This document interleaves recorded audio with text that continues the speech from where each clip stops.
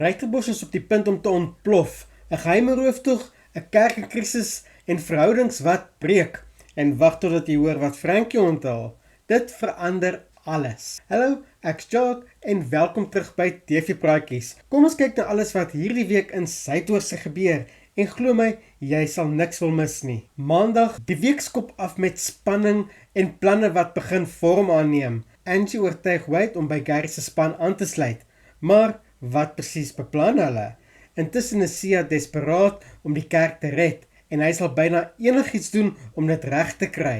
En dan, Mike stuur vir Amanda 'n geskenk. Maar die groot skok, die nuwe Ryterbos Pirates slaan toe. En dit kan groot moeilikheid beteken. Dinsdag, 21 April. Mike se groot oomblik kom, maar dinge loop glad nie soos beplan nie. Sy onderhoud by JPD flop en dit kan sy toekoms verander. Sia speel nou sy kaarte slim en roep 'n geheime wapen in om die kerk te red. Maar wie is hierdie persoon? En Gary se plan?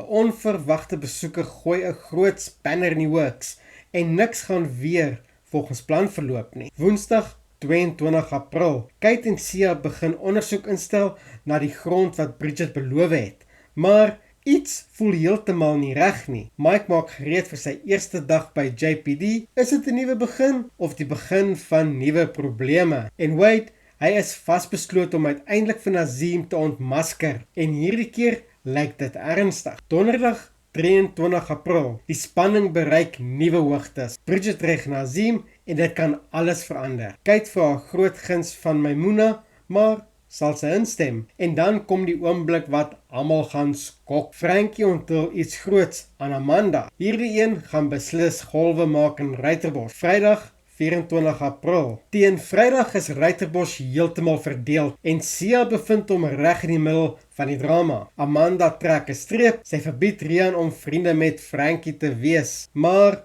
gaan hy luister? En Maimuna neem 'n groot besluit. Sy staan in vir Kate by die apteek, maar wat beteken dit vir almal betrokke? Dis duidelik. Hierdie week in Suidoosters vol drama, geheime en groot skokke. Laat weet my in die kommentaar, wie vertrou jy die minste?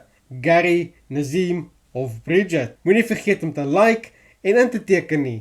En ek sien jou weer in die volgende voorskou hier op TV Praatjies.